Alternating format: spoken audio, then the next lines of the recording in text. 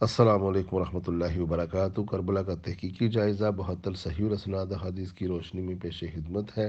حدیث نمبر 59 صحیح مسلم کی حدیث میں ہے، سیدنا عائذ بن عمر رضی اللہ تعالیٰ عنہ عبید اللہ بن زیاد جو کہ یزید بن معاویہ کی طرف سے کوفہ کے لیے گورنر مقرر تھا کے پاس آئے اور بطور نصیحت فرمایا، اے بیٹا، میں نے اللہ کہ رسول صلی اللہ علیہ وآلہ وسلم کو خود فرماتے ہوئے سنا، بدترین حکمران وہ ہے جو ظالم ہو، اس لیے تم ان میں سے شامل ہونے سے بچ جاؤ۔ یہ سن کر وہ عبید اللہ گستاخی کرتے ہوئے بولا، بیٹھ جاؤ، تم تو صحابہ میں سے محض بھوسا یعنی ایک گرے پڑے غیر اہم شخص ہو، تم تو صحابہ محمد میں سے بھوسا ہو۔ سیدنا عائذ بن عمر نے جواباً فرمایا، کیا صحابہ میں سے بھی کوئی شخص بوسا تھا؟ بوسا تو ان کے بعد میں آنے والے تم جیسے لوگ ہیں۔ انا للہ و انا الیہ راجعون۔ یہ ہے اصحاب محمد کی عزت ہو رہی ہے معاویہ اور یزید کے گورنروں کی نظر میں۔ سنن ابو داؤد کی حدیث میں ہے، سیدنا ابو طالوت تابعی رحمہ اللہ بیان کرتے ہیں کہ میں نے سیدنا ابو برزہ کو گورنر یزید بن معاویہ عبید اللہ بن زیاد کے پاس آتے دیکھا، جب کہ وہ دسترخوان پر تھا۔ اس نے سیدنا ابو برزہ کو آتے ہوئے دیکھ کر کہا، یہ ہے تمہارا ٹھگنا محمدی، نعوذ باللہ۔ یہ ہے صحابہ کرام کی توہین۔ آج ہمیں کہتے ہیں جی معاویہ کو باغی کہہ دیا، یہ توہین ہو رہی ہے ابو برزہ جیسے صحابی کی۔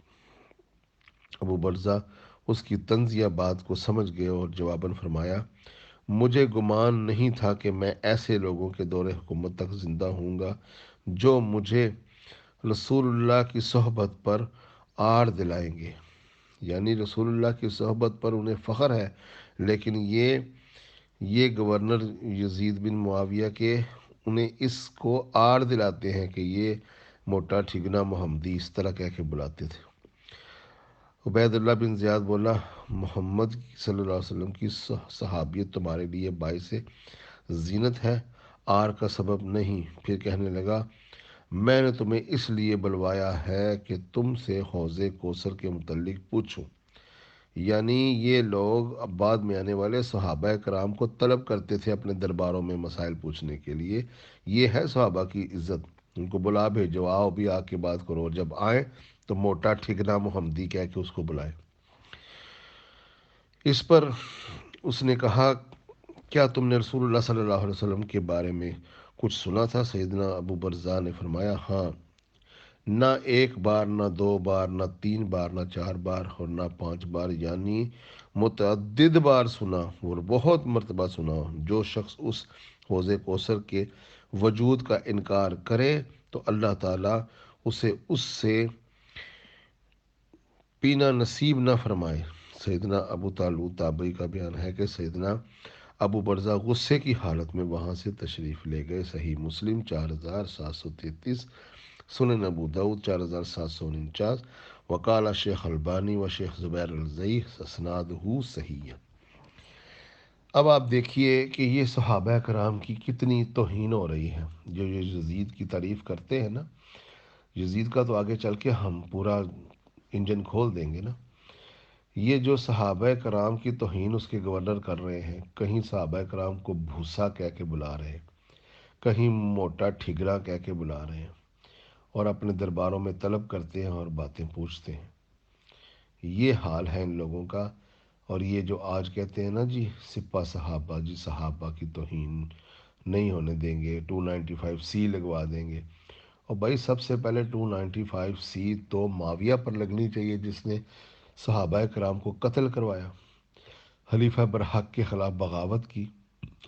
پھر ایک اور خلیفہ برحق منتخب ہوئے حضرت حسن، ان کے خلاف بھی فوجیں لے کر آ گیا۔ پھر صلح کا معاہدہ ہو جاتا ہے، صلح کے بعد یہ سارے کالے کارنامے سر انجام دیے جا رہے ہیں۔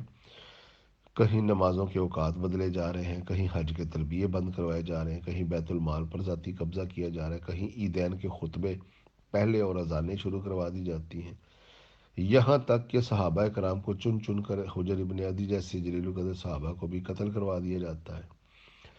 اور گورنر اور قاضی اور حکمران کن کو بنایا جاتا ہے؟ جو جتنا علی علیہ السلام کے بارے میں قتال کرتا رہا، ان سے مخالفت کرتا رہا، وہ ان کی نظروں میں متبرک ٹھہرتے ہیں اور صحابہ کرام پیچھے دھکیل دیے جاتے ہیں۔